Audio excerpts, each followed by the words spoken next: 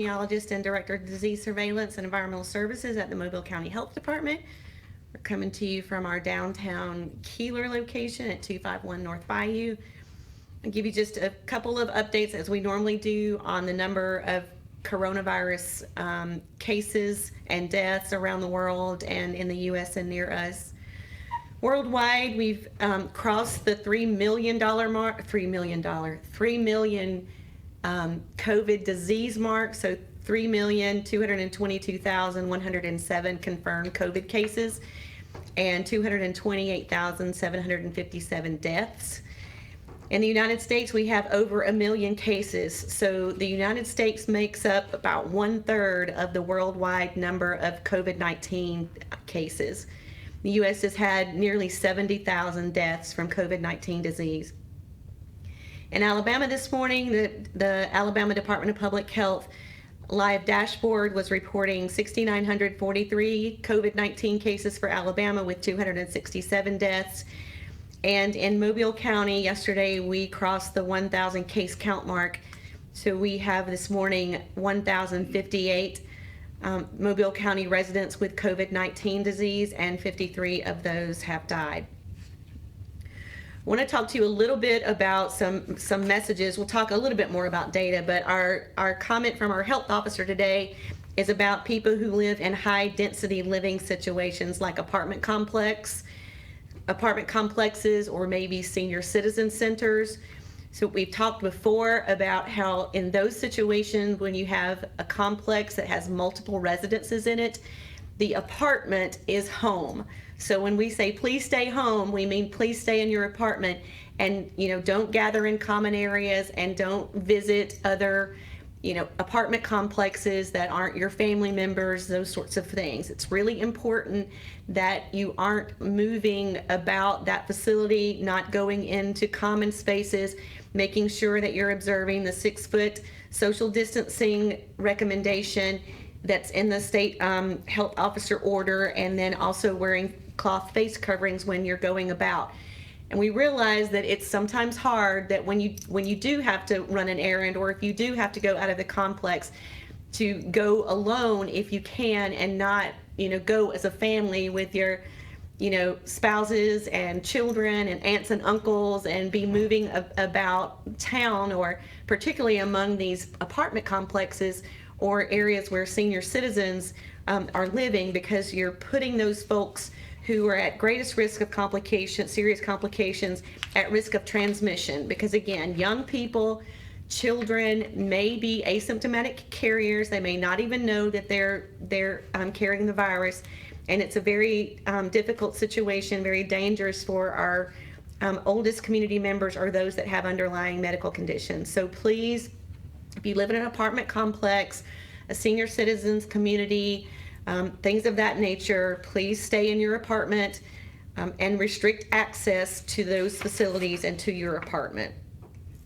All right, let me see. So we have not had much changes with regard to the demographics of our patient population, so the characteristics of our patients. We're still seeing the highest numbers in ages 25 to 64, but we do have about 27% of our cases are in that 65 and over category. Still, most are female, and most African American. We had some, that we had some trouble over the weekend and going into this week with running the data, so we've not been able to provide the complete information on zip code in our table, but that should be corrected tomorrow. So those of you that have missed seeing that, thank you for your patience. I'm a director of disease surveillance during the day, and then I become an epidemiologist at night when I have time to do data analysis. So thank you for your patience on that. We have 134 patients hospitalized who have been hospitalized with COVID-19 disease. Again, that's about 16% of all of our cases. And our 53 patients who died with COVID-19, that is about 6.5% of all of our cases. That has gone up, and it is largely due to the outbreaks that we have going on in congregate settings. So I've mentioned before that we have 6 or 7 outbreaks going on in congregate settings, and The ones that are occurring in nursing homes are very difficult situations, and we have had a large number of our deaths related to those outbreaks in nursing homes.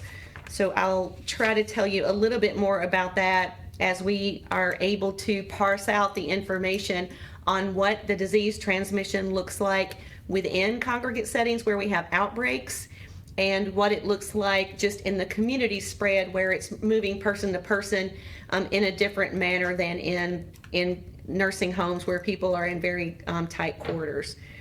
So I wanted just to give you a little bit of information that I've not made public yet before now. Last week we had begun to supplement our case investigations with a team that conducted follow-up interviews on as many of our first 610 cases of COVID patients that we could. So we took about the first 30 days of our outbreak that resulted in about 610 cases, and we had a team call them back and ask them some questions about how they were doing and try to get some more information about who these folks were. And so I just want to give you the information verbally on that, and then I'll try to add it to our daily report tomorrow. So we weren't able to reach everyone, of course, because we still continue to struggle with getting good contact information on many of our cases. But of those that we were able to interview, 16% were known to be healthcare workers. So that is something important for us to recognize, that we know we have transmission to and among healthcare workers, and most likely from healthcare workers to residents of healthcare facilities. Among those 610, again, that we were able to contact, around 10% were known associated with a long-term care facility. Our outbreaks have expanded in long-term care facilities since then, so it was 10% with that first 600 people. If we are able to collect that information, or when we're able to collect it going forward, we expect that that will increase quite a bit. Among 437 who were known to be symptomatic the first time we contacted them, 44% had recovered by the time we spoke with them last week. So that's really interesting information and good to know. We keep emphasizing that most people will recover from this illness. Many of them will have a mild illness. And this is good information that at least among our first group of people, that around 44% had recovered by last week. Illness duration was only known for a small number, but among those, average duration of illness was 13 days with a range from 1 to 33 days. Now, about duration of hospitalization, we had even less information on that because, again, the number that have been hospitalized and died is quite small. But when we tried to reach them last week, among those that we were able to reach and were hospitalized, the average duration of hospital stay was the average was 8 and the range was 2 to 19 days. And of those that were hospitalized, we have some idea about what hospital they're at. Nearly half of them were at Mobile Infirmary, around 21% at Providence, 20% at Spring Hill, 6% at University, and 5% were unknown or missing. So again, these are not hard facts and figures that are going to stay stable and going to stay our truth throughout the continuance of the outbreak, but we will continue to look at this information and try to use it to help guide decisions about mitigation in the community, about public health orders, about restrictions, that sort of thing. And we just wanted to let you know that we are looking at that and give you some of those sound bites that you've not heard from us before. So on to some information sharing. A really important change from the Alabama Department of Health Bureau of Clinical Laboratories in the manner in which specimens can be collected and submitted to the state lab. Previously, it's been only a nasopharyngeal swab or an oropharyngeal swab, which needs to be collected by a healthcare provider, and that requires, staff, personal protective equipment, and the right testing materials. There were some other, specimens that could be collected, like nasal aspirates or sputum if you had a productive cough, those sorts of things, but still had to be collected by a healthcare provider. And the important change that went effective yesterday is that an anterior nares specimen can now be collected and submitted to the state lab in the same transport media for testing. So this is basically a nasal swab using a flocked or spun polyester swab to sample both nares, so both nostrils, with the same swab. Place that into a single tube containing viral transport medium and ship it to the laboratory. So this is a huge advancement in the ability to test patients, because these nasal swabs can be done under the guidance of a healthcare provider, but can be performed by the patient themselves. And so as long as someone is observing, the patient can swab themselves, put the swab in the transport media, the provider can close the tube, and it can be shipped to the state lab. So this is really important because it will help protect our healthcare providers, so they don't have to come in close contact with patients who need to be tested, and it reduces the amount of PPE that is required to pull that specimen, because there's a less risk of droplets being generated during that process. So this is really good news. We're going to be pushing out information to all of our healthcare facilities and all of our long-term care facilities to make sure that they get this information, because this is a great alternative to testing using a nasopharyngeal swab. Also, I didn't bring it with me, but very shortly you will see testing locations made publicly available on a website, I don't know where, but previously we'd been using the testing location map that the Alabama Public Health Department made available, but through our unified command, our Joint Information Center, the folks who do public information for the City of Mobile, for Mobile County Health Department, and for the county commissioners, they've put together a list of about 10 locations around the county where testing is available, with the phone number to call and the location, and we're trying to get that information made publicly available to you in the form of a map. We've been talking about the Walmart site, the site that Walmart is going to run in Saraland. So we'll work with our public information officer to make sure that gets posted to our Facebook page and linked to this live Facebook today, so that you'll have that information. What made me think of it is the Walmart run clinic in Saraland is using this nasal swab process for their testing, so that you'll be, if you drive up in your car, you'll provide some instructions about collecting the specimen yourself, and you'll be, a healthcare worker will observe you as you take that specimen to make sure you do it correctly before you drop it in the tube and then hand it back. Okay, a couple of reminders from the Centers for Disease Control. These are just the top messages that CDC wants to remind us. I know sometimes we get in the weeds about things, and every once in a while it's good just to remind you of sort of the high level recommendations. So we really want to slow the spread of COVID-19 and coronavirus transmission around our county and region. The way to do that is to stay at home as much as possible, to stay at home if you feel sick. If you're an older person or a person with an underlying condition that puts you at high risk for serious disease, stay at home and away from other people. Wear cloth face coverings in public settings where other social distance measures are difficult to maintain, like grocery stores and pharmacies, especially in areas of significant community-based transmission, which is what we have going on in Mobile County.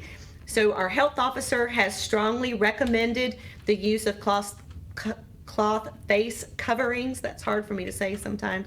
Anytime you're out and about in the community, and as we are starting to see some businesses partially reopen, retailers partially reopen under the new safer at home order that begins, I think, today at 5 o'clock. Hopefully you will see more retailers open, but we really want to emphasize to retailers that your employees wear face coverings to the greatest extent possible, and that you request or require that retail shoppers in your stores do the same. Okay, another tip from CDC: know how to protect yourself and others. Wash your hands often with soap and water for at least 20 seconds, especially after you've been in a public area or after blowing your nose or coughing or sneezing. If soap and water are not readily available, use a hand sanitizer that contains at least 60% alcohol. Avoid touching your eyes, nose, and mouth with unwashed hands. Put distance between yourself and others, so stay at least 6 feet away from others, and clean and disinfect frequently touched surfaces.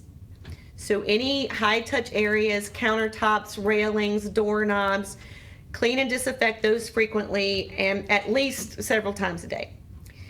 And then know what to do if you are sick. CDC has a self-checker that can help you make decisions about what to do if you think that you have symptoms of disease.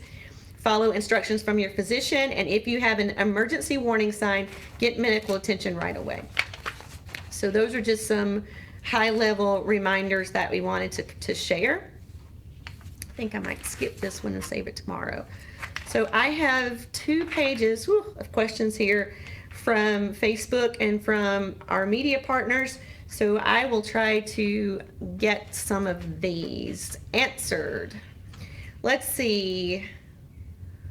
Why are you guys not working on getting a city ordinance in place? Most people out are not wearing any kind of face coverings already.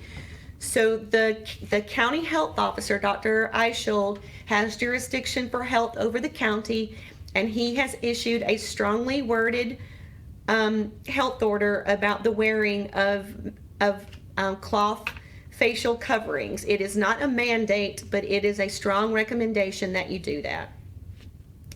Has the Mobile County Health Department released guidelines for child care centers?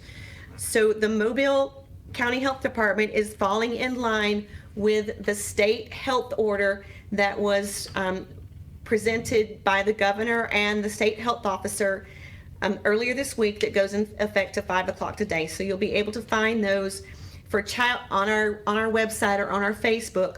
For child care centers, the restriction stays in place that each room should have no more than 11 children and 1 teacher, and there should not be gathering in spaces like during recess or during lunch or other breaks, and when people are entering and exiting the building. So those things are still very much in place. Let's see. Someone's asking if our daily case count of COVID-19 includes people that test on the antibodies, and the answer is no. The confirmatory test for COVID-19 disease continues to be the PCR test for the presence of virus in the respiratory tract. That is a CDC recommendation and decision, and we continue to follow that. There are limitations to what information can be gleaned from an antibody test, and if I have time today, I'll talk more about that again. If not, we'll talk about it tomorrow. But no, antibody positive tests are not counted as a confirmed case of COVID-19. Let's see.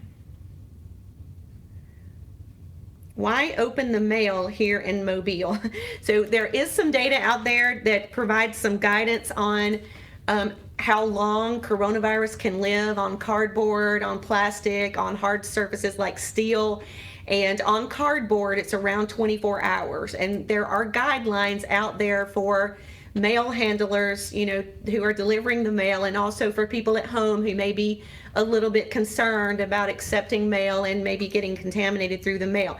The take-home message is, once you receive a package from your 2-day free shipping big box online retailer, when you open the package and reveal the contents, wash your hands with warm soapy water before touching your face. This is just in an abundance of caution to make sure that you don't have virus that you're getting off those packages and putting them into your mucous membranes. But for the most part, a package that has been packed by someone in a warehouse that maybe coughed on it, by the time it goes down the conveyor and in a plane and onto you, there's no virus left on it.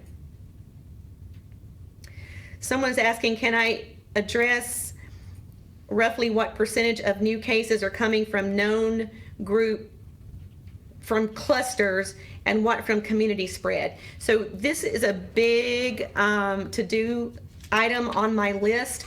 We're trying to, the clusters are growing rather quickly, and it takes a lot of manpower to get the names of those information and get those into our data system so that I can split out the cases that are occurring related to clusters and the ones that are occurring into the community. But this is an important step for us to be able to do this and to be able to rely on that information. So I'm working on it. So hopefully I'll have some information for you soon. All right, let me answer some of these media questions. Look at my clock because I need to make sure I'm done before the mayor does his live post. Let's see. So there's a question from someone asking for more detail on what's happening in nursing homes and detention facility. There I go touching my face when I told you not to do it. Can I talk about how many cases are at each nursing home and detention center? We can't give details on each facility. Sometimes the facility release that information on particularly if it leaks to the public. And we generally reflex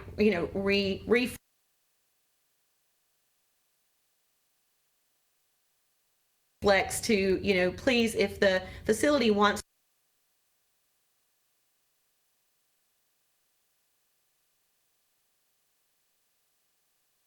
to release that information, then we are happy to then comment on it, but we don't release that information. That's their story to tell, as I keep saying. But in aggregate, so if I just say sort of in general, we know that many of our deaths are related to the outbreaks in congregate settings. I think in all we have around 30 deaths so far that have happened in our congregate settings and these outbreaks in long-term care facilities, and that is a large proportion of the total number of deaths that we are seeing in Mobile County. So I can maybe say more on that later after I'm able to have confidence that we have the data entered as timely and correct as we need it to.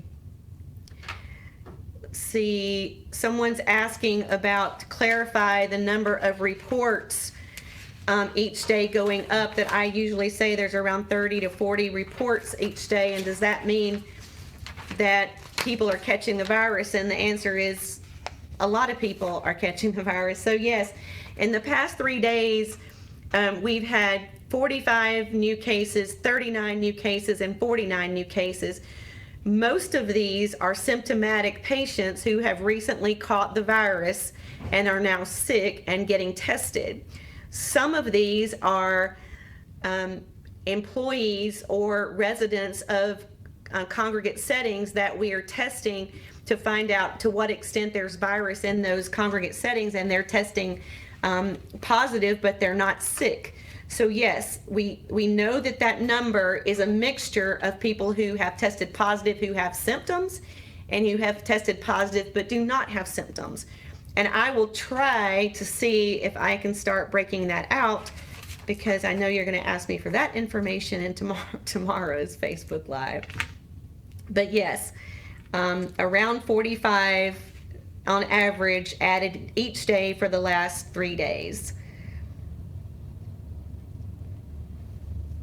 So this question is about, in the beginning, everyone was asked to stay at home and businesses were closed to slow the spread of the virus as to not to overwhelm hospitals and healthcare workers. Even with these precautions, cases continue to rise, and hospitals are having to, where are these patients going? So I think the gist of this question is, we asked for we put some community mitigation measures in place to slow the spread, yes. And we watch to see what happens when we do that. It seems that our state leaders, with maybe a lot more information than we have here locally, have decided that to try to reach a balance between, opening up businesses that provide services that we all are missing in our lives, that they've decided that some partial relaxation of the public health orders is okay right now. And we will continue to monitor that extremely closely. You know that this order only goes through May 15th, so that's just 2 weeks. So we will closely monitor what happens with this slight relaxation of restrictions that will begin at 5 o'clock today. If it looks like the cases start rising in response to the relaxation, or if people are not adhering to the measures of staying 6 feet away and limiting the number of shoppers to 50% and those sorts of things, then I expect that you might see another sort of restriction of movement. So we may see over the course of the next month or maybe 2 years this sort of back and forth where we are able to, we kind of go really conservative. We believe we're slowing it down, so we try to relax a little bit. And if it starts to hedge back up, then we may see things tightening back down. So you can expect that this ebb and flow may happen as we continue to learn more about how compliant people are with the community mitigation or the health measures that are put in place, how well they're working, those sorts of things, because we will continue to keep an eye on the outbreak to try to make sure that it doesn't hit that really quick peak that will potentially overrun our healthcare system. So far, at least in Mobile and Alabama, it looks like we've done a good job of slowing the spread so that our healthcare facilities, our hospitals were not overwhelmed. And now we're saying, okay, let's lift up a little, let the hospitals and healthcare get back to doing some non-essential procedures, let some retail open up, let's see how it goes. So largely, it's up to all of us to follow the health orders to see if we can keep these relaxations in place. Okay, June, did you have a question? Nope, we got 3 minutes, is that what you're telling me? Okay, good. All right, I think, so there's a question here, let me address this, I'm not sure, this will be the last one. I think this is from the media, and somebody's paying attention to that report that I put out every day, and it says, the report used to say about the deaths that they had underlying medical conditions, developed symptoms consistent with COVID-19 and were hospitalized at the time of death, and that I took that out of the report. Does that mean that that is not true? No, it does not mean that that's not true. It just means that I did not have time to 100% double check that statement was true. So I'll be looking at those and hopefully be able to put that back into the report tomorrow, or come up with something slightly different if we find out that we have had deaths